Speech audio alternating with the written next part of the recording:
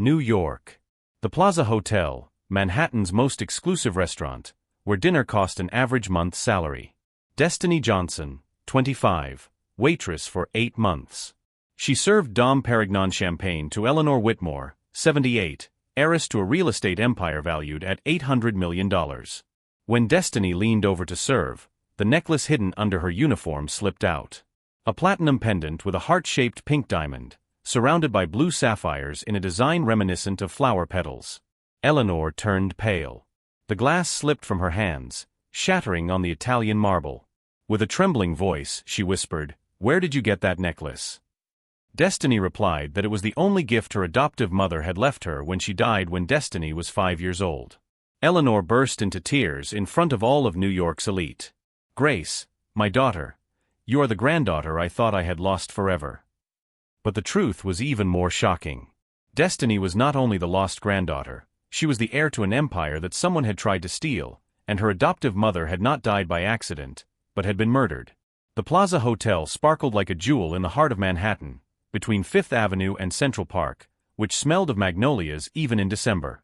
The Oak Room was the city's sanctum sanctorum, where the powerful decided the country's fate over Maine lobster and Wagyu filet mignon. Destiny Johnson had been working there for 8 months, miraculously hired despite her lack of experience in luxury service, thanks to a recommendation whose origin she did not know. 24 years old, carried with the grace of someone who learned early on that beauty can be a weapon or a curse, Destiny hid a history of foster homes and orphanages in the Bronx beneath her impeccable uniform. The only valuable object she owned was that necklace, always hidden for fear of theft, worn only under her clothes as a talisman against loneliness. Her adoptive mother, Sarah Johnson, an African-American nurse who had adopted her at age 2 from a Catholic orphanage, had died in a fire in her Harlem apartment when Destiny was only 5. But Destiny never knew that Sarah was not the one who had left her at the orphanage.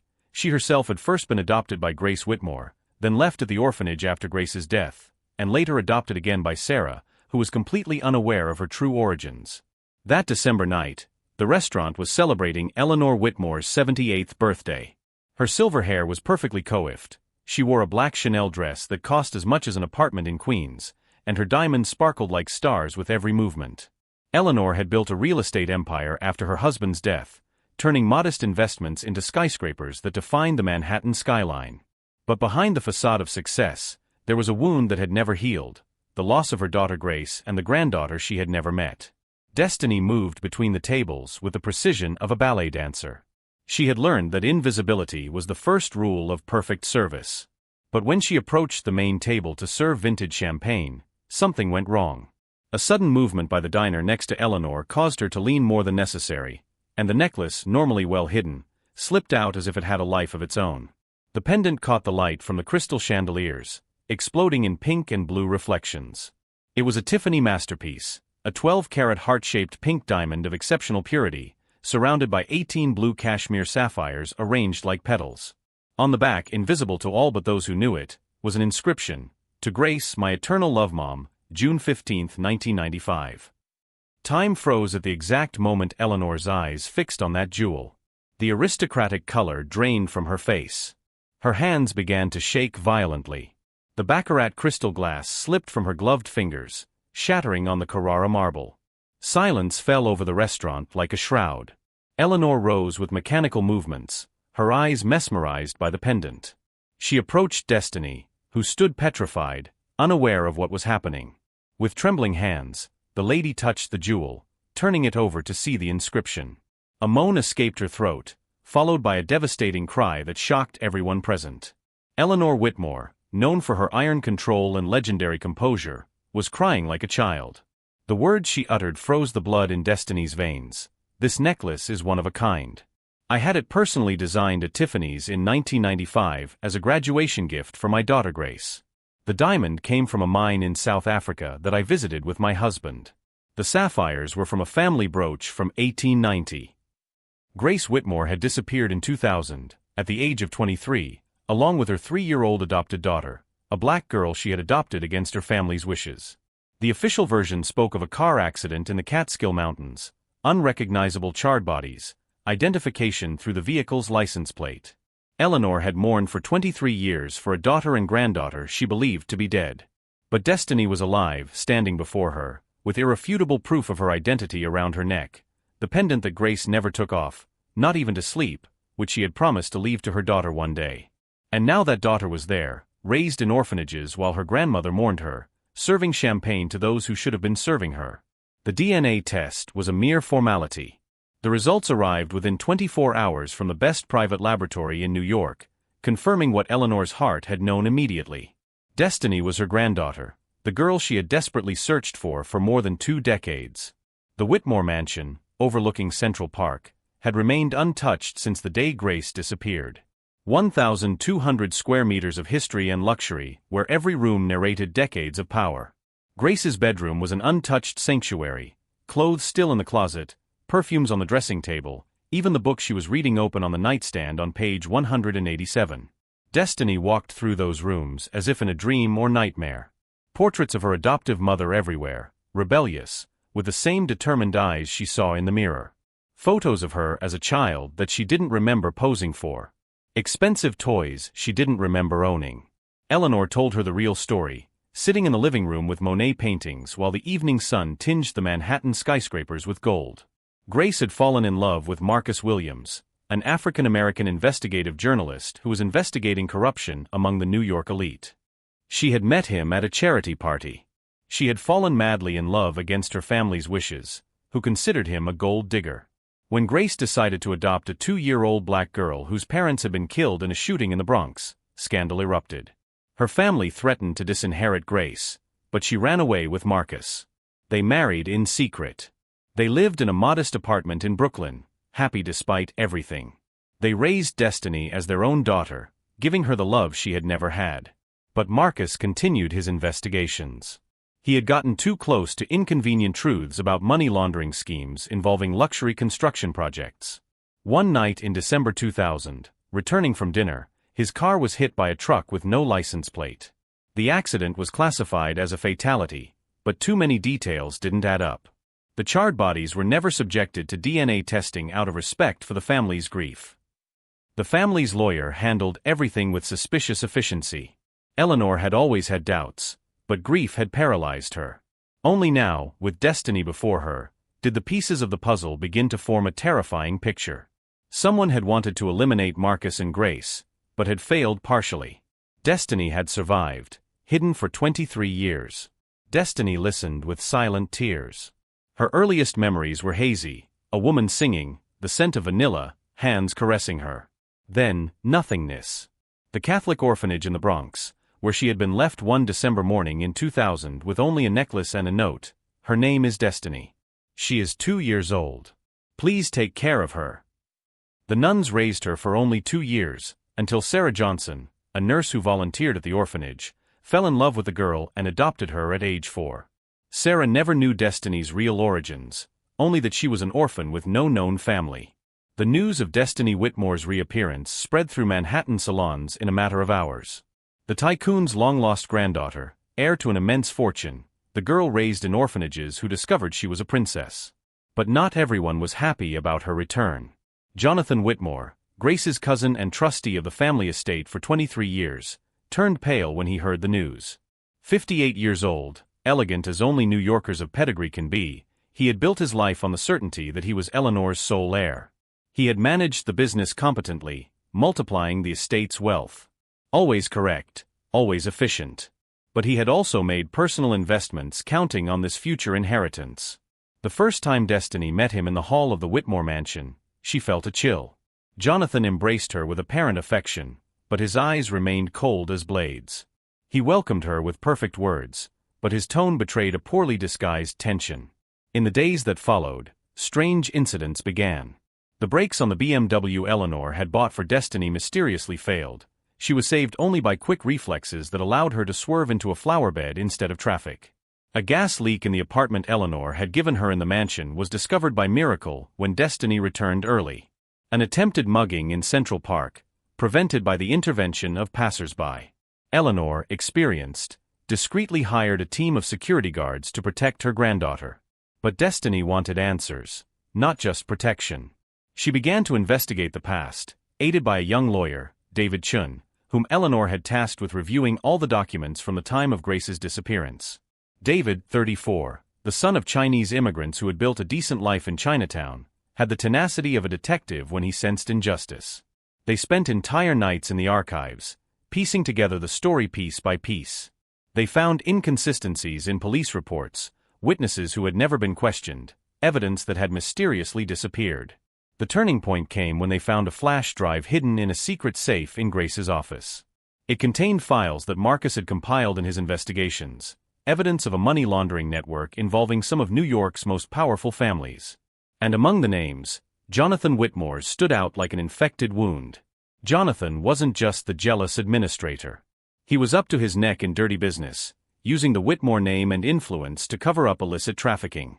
Marcus had discovered everything and was about to publish his investigation. His death and Grace's supposed death had not been accidents. But there was more. Among the files was a blood-curdling audio recording, Jonathan's voice on the phone days before the accident. The journalist needs to disappear. The girl is collateral damage. The child, well, orphanages are full of nameless children. The recording changed everything. Eleanor, upon hearing it, aged 10 years in 10 seconds. The nephew she had raised as her son after Grace's death, the man she had entrusted with the family empire, was her daughter's killer. But they needed concrete evidence. David and Destiny worked in the shadows for weeks. They located the driver of the truck that had hit the car, now a chronic alcoholic living on charity in Queens. The man, in exchange for protection and money, confessed everything. Jonathan had paid him $75,000 for the accident. All three were supposed to die. But the child was not in the car that night. Grace had left her with a friend because she had a fever. The friend was Sister Catherine, then a novice, now Mother Superior of the Catholic orphanage in the Bronx. When David and Destiny sought her out, the woman broke down in tears. She had kept the secret for 23 years, terrified. On that December morning in 2000, Grace had arrived at the orphanage bleeding, dying, with Destiny in her arms. She had made her swear not to tell anyone, to raise the girl as any other orphan, to protect her from those who wanted to kill her. Grace died at dawn after kissing her sleeping daughter one last time. Sister Catherine had secretly buried her in the small cemetery of the convent under a false name. For 23 years she had prayed over that nameless grave. She had raised Destiny from a distance, but when Sarah Johnson offered to adopt the girl 2 years later, the nun allowed it, thinking it would be safer for Destiny to grow up away from the orphanage where she had been left. When Sarah died in the fire, Destiny returned to the orphanage at age 5 for a period, until she was placed in a new foster home. It was then that Sister Catherine, knowing that Eleanor frequented the Plaza Hotel, used her church contacts to get Destiny hired at the restaurant, hoping that fate would take its course. Destiny wanted to see her mother's grave. It was a simple wooden cross with the inscription Maria Santos, 1977 to 2000, rest in peace. She cried all the tears she had held back for 23 years for the mother she did not remember, but who had died to save her. Eleanor had the body secretly exhumed to give it a proper burial. DNA confirmed definitively that it was Grace. But now they had evidence to destroy Jonathan. The driver's testimony, Sister Catherine's confession, the documents proving the illegal business, the audio recording, it was enough to annihilate him. But Jonathan was no fool. He sensed danger and prepared to flee. He had already transferred millions to offshore accounts, prepared false documents, and booked a private jet to the Cayman Islands, where there was no extradition. There were only 24 hours left before his departure when Destiny decided to confront him. The trap was set with surgical precision. Eleanor organized a family dinner at the Whitmore mansion, officially to introduce Destiny to her close circle of relatives. Jonathan couldn't refuse without arousing suspicion. He arrived with his usual charm, a kiss on Eleanor's cheek, a cordial smile for Destiny, brilliant conversation with other guests. But when everyone was gathered in the Hall of Mirrors, where 150 years of family history were reflected endlessly, Eleanor gave a signal. The doors closed. The waiters revealed themselves to be plainclothes FBI agents. The Manhattan District Attorney emerged from the shadows with an arrest warrant. Jonathan tried to maintain his mask of innocence, protesting indignantly at what he called a monstrous mistake. But when Destiny pulled out the flash drive and played the recording of his voice ordering the murder, the house of cards collapsed. His face turned from red to white to green. His legs gave way. He collapsed into a Victorian armchair like a puppet without strings. The confession that followed was a torrent of repressed hatred and frustration. He had always hated Grace, the spoiled little princess who had everything without deserving it. When he found out she wanted to marry that nosy journalist who was snooping around his business, he saw an opportunity to eliminate two problems with one solution. He hadn't expected the child to survive, but he had considered it an insignificant detail, a little orphan who would never discover the truth. For 23 years, he had lived in luxury, managing the Whitmore estate as if it were his own, certain that when Eleanor died, it would all be his. Destiny's appearance had destroyed everything. He had tried to eliminate her, but the girl had the same tenacity as her mother, the same ability to survive against all odds. As the police led him away in handcuffs, Jonathan turned to Destiny with pure hatred in his eyes. He spat out venomous words, cursing her, swearing revenge. But Destiny remained impassive, strong with the truth finally emerging, with justice finally obtained for her parents. Eleanor collapsed after Jonathan was taken away. The betrayal of the nephew she had loved like a son was an almost fatal blow. But Destiny was there hugging her, whispering that now it was just the two of them, that they would take care of each other, that love would heal even this wound. That night, in the mansion finally free of ghosts and lies, grandmother and granddaughter slept in the same bed, as they had when Destiny was little and Grace took her to sleep with her grandmother. Only now Destiny didn't remember, but her heart did, and she finally felt at home. Jonathan Whitmore's trial was the case of the year. New York high society was divided between those who defended him out of old friendship and those who distanced themselves so as not to be tainted by the scandal. Jonathan was sentenced to life in prison for double homicide, money laundering, criminal association, and attempted murder of Destiny. His assets were confiscated, his accomplices arrested one by one. Destiny could have lived 100 lives with the inheritance that was hers, but sudden wealth had not changed her heart. She continued to work, no longer as a waitress, but at the foundation she had created in memory of her parents. The Grace and Marcus Williams Foundation cared for orphan children and investigative journalism, uniting the two souls of her parents. David Chun, the lawyer who had helped her discover the truth, became more than a collaborator. Love blossomed slowly, built on mutual respect and shared values. It was not the tempestuous love that had united her parents, but a solid, deep feeling, destined to last. Eleanor blossomed again, seeing her granddaughter happy. At 79, she found a new reason to live, to teach Destiny everything Grace had been unable to pass on, not only how to manage wealth, but how to use it to do good. The two women transformed the Whitmore mansion into a cultural center open to the city, where art and beauty were no longer the privilege of a few, but the heritage of all. Sister Catherine visited them often, finally free from the burden of her secret. She told Destiny stories about her mother that no one else knew, Grace's last moments, her infinite love for the daughter she had to protect even at the cost of her own life. Destiny discovered that Grace had left her a letter hidden in the lining of the wedding dress that Sister Catherine had kept for 22 years. The letter was stained with blood and tears, written with a trembling hand, but words of eternal love. Grace asked for forgiveness for not being able to see her grow up. She said that every breath she took was for her, that a mother's love survives even death.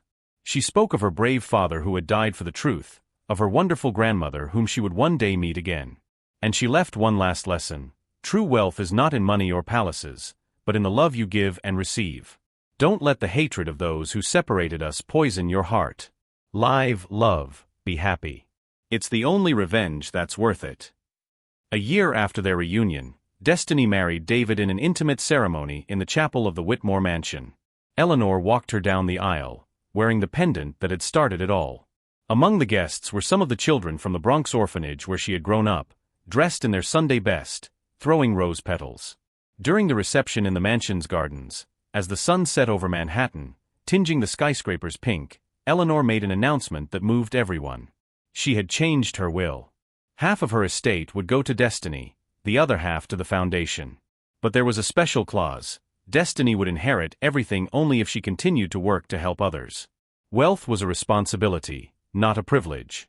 Destiny hugged her grandmother with tears in her eyes, not for the inheritance, but for the trust, the love, the second chance that life had given her. She had lost the first 23 years of her life, but she had gained a bright future and a past that was finally clear. The pendant sparkled on her chest as she danced with David. The same pendant her mother had worn, which had saved her by identifying her, which she would one day pass on to her daughter. Because Destiny was pregnant, and the circle of life was closing and reopening in a spiral of hope. Eleanor, sitting at the head table, watched her granddaughter dance and saw grace, but also destiny, unique and special in her strength, her capacity for forgiveness, her determination to transform pain into love. She had lost a daughter, but she had gained a granddaughter and through her, a reason to continue living. The last scene New York remembers from that night is this: 3 generations of women, Eleanor, Destiny, and the baby in her womb, united in an embrace as the full moon illuminated Central Park. The pendant sparkled like a promise. Love always wins, even when it seems lost, even when evil tries to destroy it, even when 23 years must pass for the truth to emerge. The poor waitress had become an heiress, but above all, she had regained her history, her family, her identity. She had learned that true treasures are not hidden in safes, but carried in the chest, close to the heart, where memories of those who loved us enough to die for us beat. The Plaza Hotel placed a golden plaque at the exact spot where Eleanor had recognized the pendant. Here, on December 12, 2023, love conquered death, truth conquered lies, and a family was reunited after 23 years. May it serve as inspiration to those who have lost hope. Miracles happen to those who continue to believe. And Destiny continued to believe every day, while building an empire of good on the ashes of evil, while loving with the strength of one who was loved beyond death, while living the life her parents sacrificed to give her. The pendant was not just a piece of jewelry. It was a pledge of eternal love, a promise fulfilled, a story that had found a happy ending after almost a quarter of a century of tears.